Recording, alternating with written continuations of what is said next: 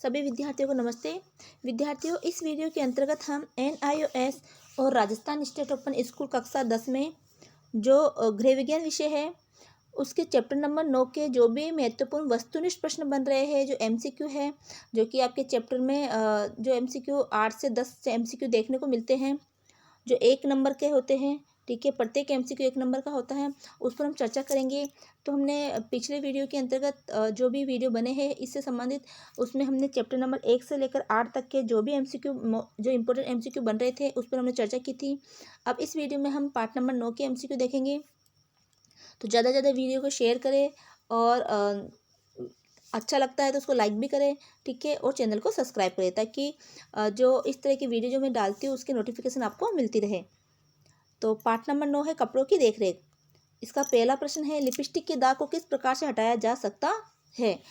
तो इसका ऑप्शन है, ए है नमक के पानी का प्रयोग करके, बी है अमोनिया में डुबोकर, सी है गर्म पानी तथा साबुन से साफ करके, डी है मिथाइल युक्त स्पिरिट से। तो हमें पता है लिपस्टिक का दाग है, पेंट का दाग है, इसको मिथाइल युक्त स्पिरिट से साफ किया जाता है। तो इसका आंसर आएगा डी, मिथाइल युक्त स्पिरिट से। प्रश्न संख्या 9 है, निम्नलिखित में से पॉलिस्टर के कपड़ों पर नेल पॉलिश के दाग को हटाने की विधि है।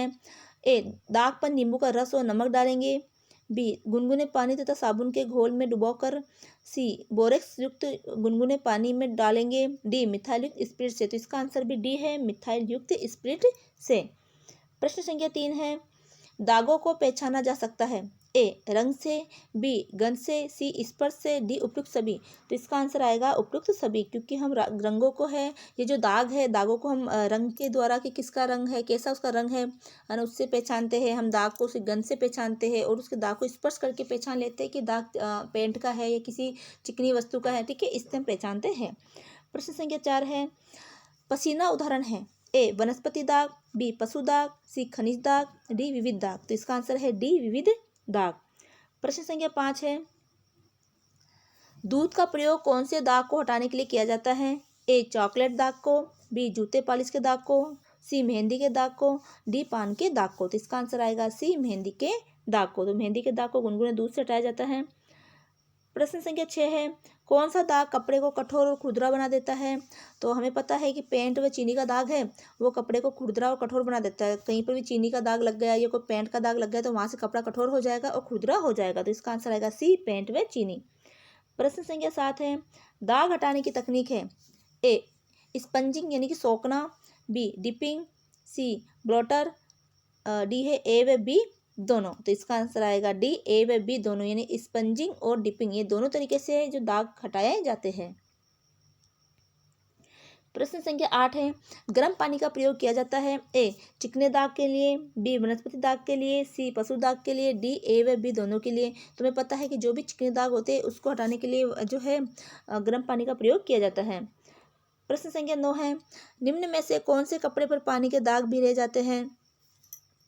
ए, सूती, बी, ऊनी, सी, रेशमी, डी, नॉयलॉन। तो हमने पढ़ा है कि जो भी दाग है जो रेशमी कपड़े होते हैं उस पर अगर पानी छटका जाए तो पानी का दाग भी उस पर रह जाता है। प्रश्न संख्या 10 है, कौन से कपड़ों को 180 डिग्री सेंटीग्रेड ताप पर इस्त्री किया जाता है।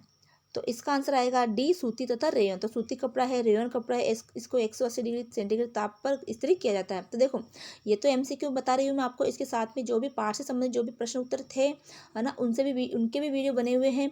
तो इसी चैनल के ऊपर home science class 10 important question answer की जो प्लेलिस्ट बनी हुई है, वहाँ से आप है ना इन पाठों के क्वेश्चन आंसर पर भी चर्चा कर सकते हो। और साथ में हम इस जो ये विषय है, इस विषय संबंधित जो भी महत्वपूर्ण अन्य जो क्वेश्चन है, ये तो MCQ है ना, अन्य जो क्वेश्चन है जो आपके 2 नंबर के बनते हैं, 3 नंबर के बनते हैं, 4 नंबर के आपके पेपर में बनते हैं ना, है ना, प्रत्येक क्वेश्चन 3 का भी आता है, कोई 2 का आता है, कोई 4 का आता है, इस तरह से आपको 36 क्वेश्चन आते हैं।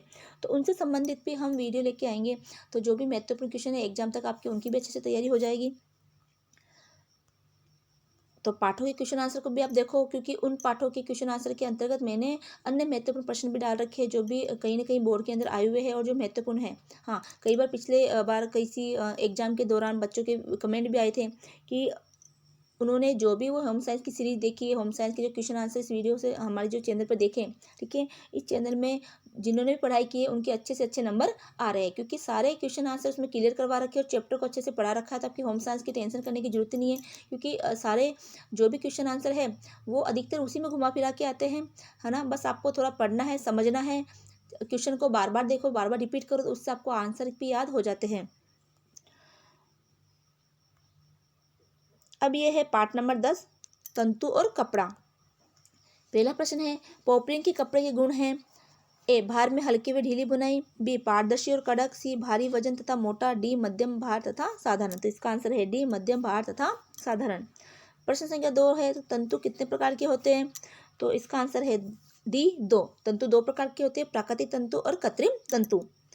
प्रश्न संख्या 3 है, जूट का सर्वाधिक उत्पाद होता है। तो जूट का उत्पाद जो है भारत में सबसे ज्यादा होता है, तो इसका आंसर आएगा बी, भारत।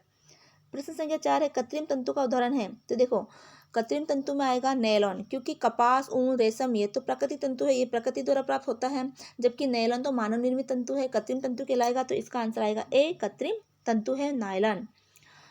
प्रश्न संख्या 5 है, साधारण सूत का उदाहरण है। ए, लूप सूत। बी, एकल सूत। सी फीदर सूत। डी, स्लप सूत। तो इसका आंसर आएगा बी, एकल सूत। प्रश्न संख्या 6 है, सेलुलोसिक तंतु का उदाहरण है। कपास, एक्रिक, ऊन और रेशम। देखो, सेलुलोसिक तंतु का मतलब होता है ऐसे तंतु जो हमें पौधों से प्राप्त होते हैं वो सेलुलोसिक तंतु कहलाते हैं। वे तंतु जो पशु से प्राप्त होते हैं वो प्रोटीन तंतु कहलाते हैं। तो इसमें पौधों से प्राप्त होने वाला तंतु कौन सा है, ये है ए, कपास। कपास के जो डोए लगते हैं, कपास का पौधा होता है, उस पर कपास यानी कि ऊन जो रुई है वो कपास है, वो उस पर लगती है। तो इसमें आएगा ए, कपास। एक्रिलिक है वो कृत्रिम तंतु है। ऊन और रेशम है, ये रेशम कीड़े से प्राप्त होता है, ऊन जो है पशु से प्राप्त होता है। तो यहाँ पर ए ही इसका ऑप्शन है। प्रश्न संख्या 7 है, जूट का कपड़ा कैसा होता है। तो हमने पढ़ा जूट का मतलब, आपने जूट का कपड़ा देखा भी होगा, जो बोरी होती है वो जूट के कपड़े में होती है, ठीक है। तो जूट का कपड़ा खुरदरा होता है, जैसे कि बोरी है जो गेहूँ वगैरह उसमें अनाज वगैरह डाला जाता है, तो बोरी जो है वो जूट से ही बनी हुई होती है। रस्सियाँ है ना, वो भी जूट से बनी हुई होती है, तो ये जो है खुरदरा होता है। तो इसका आंसर आएगा ए, खुरदरा। प्रश्न संख्या 8 है, रेशम का कपड़ा किससे बनता है। तुम्हें पता है कि रेशम का कपड़ा तो रेशम के कीड़े से बनता है, तो इसका आंसर है डी, रेशम के कीड़े से। प्रश्न संख्या 9 है, स्टेपल तंतु के मापने की इकाई है। तो देखो, लंबाई के आधार पर तंतु को 2 भागों में बांटा गया, स्टेपल तंतु और फिलामेंटा तंतु।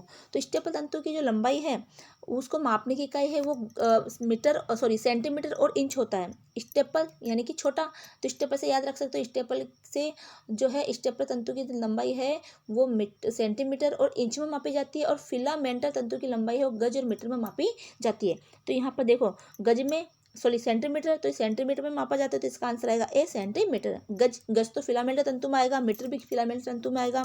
तो फिलामेंटल तंतु अधिकतर मानव निर्मित तंतु होते हैं, और साथ में इसमें रेशम का जो कीड़ा से जो निर्मित रेशम होता है वो भी फिलामेंटल तंतु में आता है, क्योंकि रेशम जब बनता है तो बहुत, वो कीड़ा है बहुत लंबा रेशम बनाता है। प्रश्न संख्या 10 है, कौन सा तंतु शरीर के ताप को बाहर निकालने में सहायक होता है। तो आप बता सकते हो, गर्मी में हम कौन से कपड़े पहनते हैं, गर्मी में हम सूती कपड़े पहनते हैं, ठीक है। तो कपास से निर्मित होता है सूती वस्त्र, तो कपास का जो तंतु है वो शरीर से ताप को बाहर निकालने में हमारी मदद करता है। तो इसका आंसर आएगा डी, कपास। तो इस तरह से आपके 2 पार्टों के क्वेश्चन कंप्लीट होते हैं। अगले पार्ट के क्वेश्चन जो है वो हम अगले वीडियो में लेके आएंगे। तो ज़्यादा से ज़्यादा वीडियो को शेयर करें, लाइक करें, चैनल को सब्सक्राइब करें, और साथ में बेल आइकन को भी दबाएं, ताकि जो अन्य वीडियो है उसकी नोटिफिकेशन आपको मिलती रहे। मिलते हैं अगले वीडियो में, तब तक के लिए जय हिंद, जय भारत।